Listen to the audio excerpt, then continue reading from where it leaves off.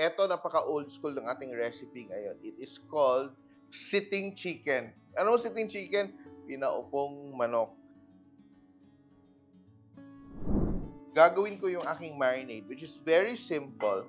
So, I will just combine soy sauce para may konting kulay, a little bit of color, around 3-4 tablespoons of soy sauce. Calamansi na pinitas namin sa garden. Piga-piga. Yan. So, yan, calamansi. And para sa ating linamnam, we will add a bit of Maggi. Add our Maggi. Stir, stir, stir. Dissolve natin. And in the meantime, ito, I will rub this into our chicken. So ito, masarap talaga siya if you marinate it earlier, no? So ito, don't forget to add into the cavity kasi para masarap talaga siya. Rub, rub, rub, no? Inside and out. Do this ahead of time, kahit isang oras or 30 minutes. Pero if you can do it overnight, mas masarap talaga. Put that aside. Prepare natin yung ating palaman. So, meron tayong mga palaman. Masarap din to pag may dahon ng pandan. Masarap at mabango. And lalagyan natin dito para mamarinate yung ating palaman. Ginger. Sliced ginger. Meron tayong tanglad. Lemongrass, which is now tied into a knot. You have to pound para lumabas yung ating aroma. It's there. And garlic. Crush the garlic. Crush the garlic. Or you can just half it. Oh. Add it there. So, I will just like toss this in the extra marinade para may lasa din yung ating palaman. I will add a bit of salt. Konting salt. And add it. Stuff it into our... Yan. Busog na busog yung ating manok. And later on, tayo naman yung mabubusog. Stuff it all in.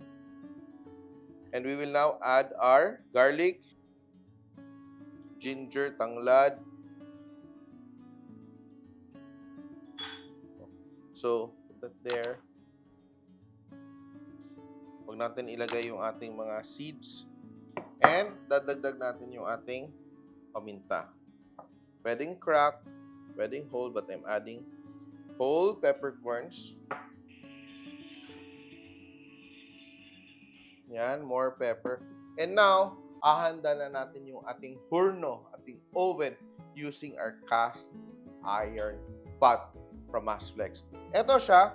If you don't have this, pwedeng kaldero na pinaglulutuan mo ng kanin. So, we will create a bed of salt. Pinaupo sa asin.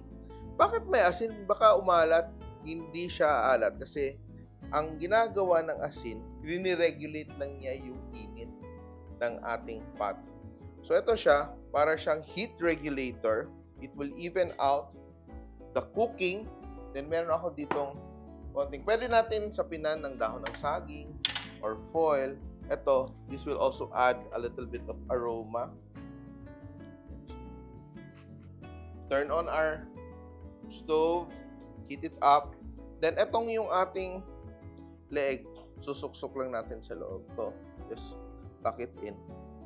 So, our neck is there inside. And you can either leave it open or pwede mo din siyang i-seal with a toothpick.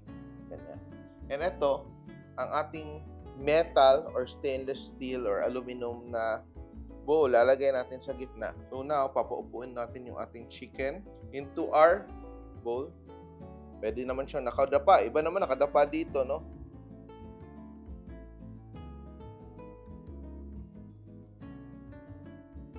And we will just add the excess marinade here.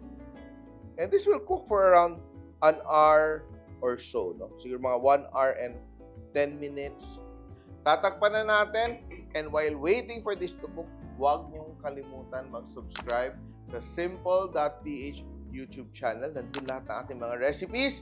And we will be making a lot of delicious dishes for you. And also ating mga mini docus from the Simple.ph website.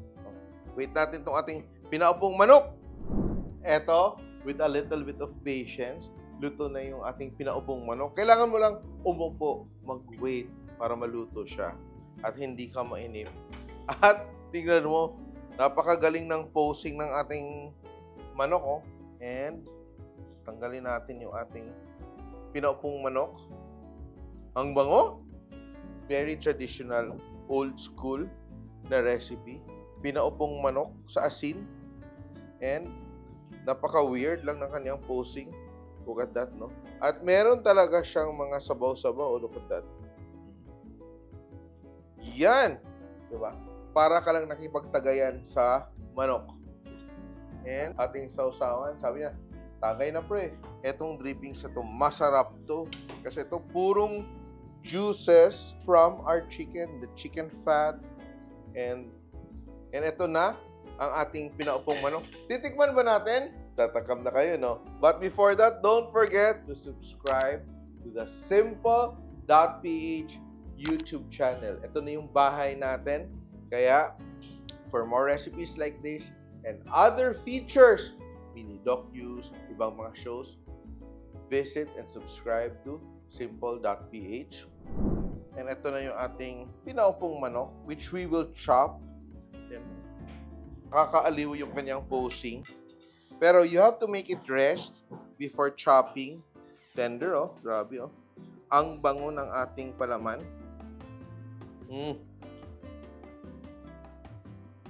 Yan. Now, let's serve our chicken. Ang ating pinaupong manok. We have our drippings, which we will pour over. Ito, very old school. Very classic. For those na alam to, it will bring back memories. Pero sa mga taong hindi pa nakatikim, it's your time to try to make pinaupong manok. Sarap. Pwede yung sausawan mo yung drippings. I'll let you try. Natakam kayo? Don't forget to subscribe to the Simple.ph YouTube channel. At magluluto tayo ng maraming masarap. As usual. Also check out the Simple.ph website for more stories that will make your life delicious.